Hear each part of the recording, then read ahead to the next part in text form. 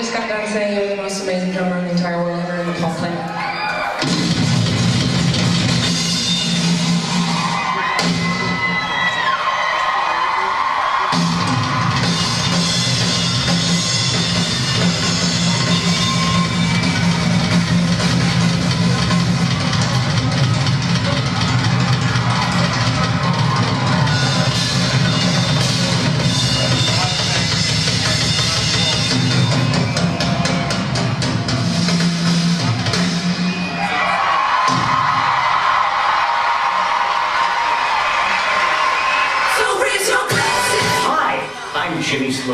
The host of Pink's The Truth About Love Tour.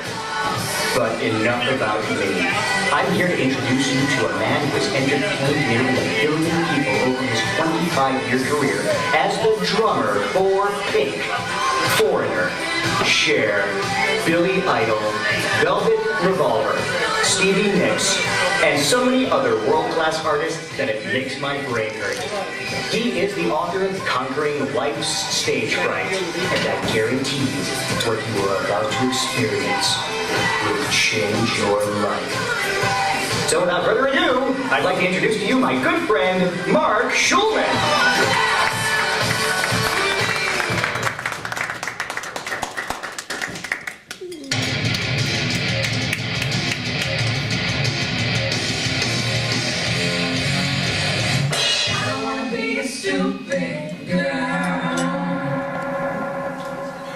Everybody ready?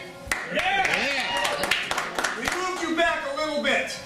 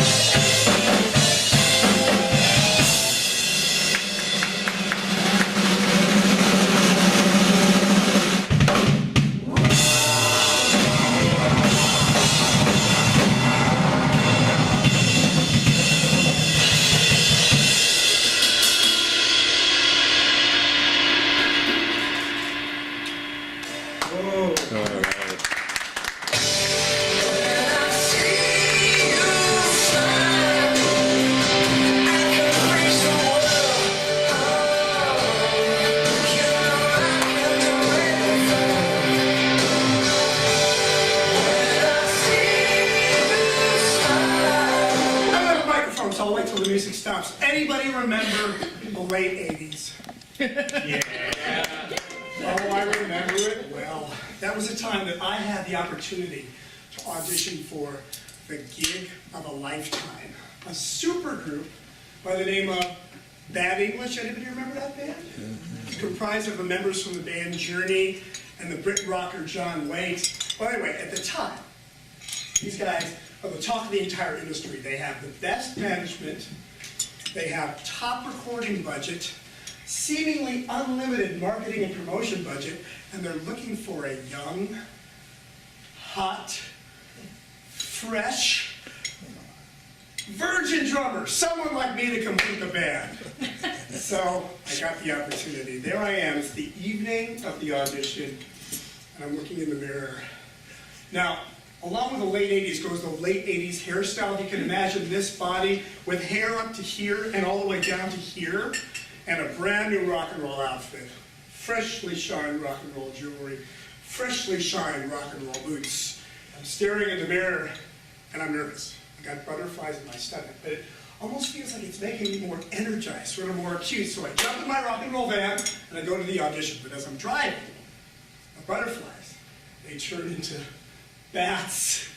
My mouth is dry, my heart is palpitating, my palms are sweaty. By the time I get to the audition, literally my hands are shaking and I'm having trouble breathing. So I get out of the van, I take a few deep breaths, I tell myself the show must go on, and I forge ahead to the rehearsal room door where my shaking hand has trouble even opening up the door. But when I open up the door, what I see inside is disarming. It's a huge rehearsal space. The stage is literally half the size of the room. It's lit up with state-of-the-art lighting, and the lighting is lighting state-of-the-art equipment. It looks like a brand new drum set. And I look to the right of the stage, I guess it'd be stage left, and I see the rock stars. They're standing on the side of the stage. They're just oozing with confidence and swagger. So with trepidation, I start walking toward them, and somebody taps me on the back, sort of intercepts me. Turns out it's their manager, who introduces himself, escorts me over to meet the rock stars while I'm wiping the sweat off my hands. I don't even get to shake their hands. I meet them so quickly. He escorts me away and escorts me onto the stage. Does not want me to consort with the rock stars any longer than possible. So I get on the stage. My hands are sweaty. Luckily, there's a state-of-the-art drum tech to go along with the state-of-the-art drums. Helps me get everything prepared. Before I know it, the guys are on the stage. They picked up their instruments. Jonathan Kane, who had been the keyboard player for Journey, is now the functioning musical director for Bad English, tells me they are going to play a bit of a Bad English song. They want me to listen, and then I'm going to play along. So he counts off the band. 1, 2, 3, 4. Oh my gosh. I'm enveloped in this amazing music. It's larger than life. It's louder than life. And I lose myself, and the bats subside just a little bit. But the moment they stop, the bats come right back. And he says, Mark, are you ready to play? I tell him, I'm as ready as I'll ever be. And he counts off the band. 1, 2, 3, 4. Oh, I feel like I've been pushed out of an airplane without checking my parachute. I'm so nervous. I cannot judge in any way how well I'm doing. I can't judge my internal sense of time, which is really foundational for a drummer. So I need some support, so I'm playing, and I look up and I connect with the bass player. Anybody play in a band here? So you know, the drummers and bass players, we're a team. We have a symbiotic relationship. We are the rhythm section. And I connect with Ricky Phillips, and he's giving me the very expression I could have hoped for. This one. It's like he smelled something really bad. I call it the funky bass player look of approval. And I immediately start to relax a little bit. I feel like I'm just getting into the groove. And Jonathan King stops the band. He looks at me with a disapproving look and says, hey man, you're rushing. Well, as you can imagine, that's the last thing that a drummer auditioning for a world-class band wants to hear, is that I'm rushing. And frankly, the only thing that feels like it's rushing at that point is the blood out of my head. I'm queasy, for God's sakes. He says, you want to try it again? I said, okay. He counts off the band. 1, 2, 3, 4. I start playing. I immediately look to Ricky Phillips for some support. And Ricky gives me kind of a wave in this bass player gyration. And I calm down a little bit. I feel like I'm trying to get in that groove again. And I think, well, maybe I actually have an opportunity. Maybe I really could still get this gig. Maybe I'm a contender. Maybe Jonathan Cain stops the band again. I look down. I'm so embarrassed. When I look up, I realize he's reached down into his bag, right next to his right leg, and pulled something out. And he's holding it in his hand. Can't be, but it is. It's the metronome, the timekeeping device. And he's setting it to the tempo of the song. I can't believe it. It's like a nightmare. And he looks at me with such an attitude and chucks it to me. By some miracle, I catch it in my shaking right hand. And I stare at it, and I realize he's right. I really rushed, so I put it on the ground, but I can't take my eyes off this metronome, because I'm doing my best to keep the tempo steady for my audition. And it's hypnotizing me. It's so beautiful. Then I hear Jonathan in the background going, "Okay, Mark, whenever you're ready, you count off the band." So I'm sitting behind the drums, staring down at this thing. Without even looking up, I raise my sticks, count off the band. 1, 2, 3, 4, and I just start playing. And I'm doing my best to stay with that tempo. I will not take my eyes off this metronome. No way. And then I realize I'm supposed to be auditioning for a world-class band. I'm supposed to be a guy with world-class presence. So I look up. I'm too nervous, I look down. I look up, I look down. I look up, I look down. This goes on for maybe a minute. Jonathan Cain calmly waves the band to stop. I look over at Ricky Phillips. He's giving me a thumbs up. And Jonathan Cain gets out from behind his keyboard rig, walks over to my drum set, extends his hand and says, "We've definitely heard enough, Mark. Thanks. If we're interested, we'll call you. You can go now." So I pick up my stick bag like a dog with my tail between my legs. I scurry out. It's dark outside. It's raining outside. I go inside my van. I'm sitting in my van. My eyes are welling up with tears. I'm so angry.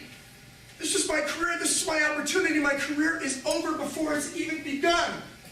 I drive home, just replaying this horrible event over and over in my head.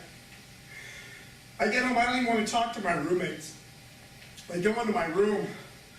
I'm exhausted. I lay down in my bed, arms spread, looking up at God, trying to reconcile everything that's going on. I guess eventually I fall asleep. But I barely sleep all night. You know, very, very agitated, as you can imagine. This was like, my dreams are shattered. Just waiting for the morning sun to eke in. And the moment it ekes in, I sit up and I kind of shake it off. I said, wait a minute. This isn't my style. I mean, I'm not one to wallow in self-pity. I'm resilient. And right then, I have a moment of clarity. You know those moments. And in that moment of clarity, I make 2 promises to myself. First promise is, no one's going to tell me that I'm speeding up or slowing down unless I want to speed up or slow down. I don't know how I'm going to achieve it, but I know I will. Second promise I make to myself is, I'm going to bust my nerves and fear into submission, and hopefully transpose those into confident peak performance. So that begins a many-year journey for me to analyze, study, research, network, and discover until I uncovered the habits and rituals that have brought me down the path to you, and conquering life's stage fright was born.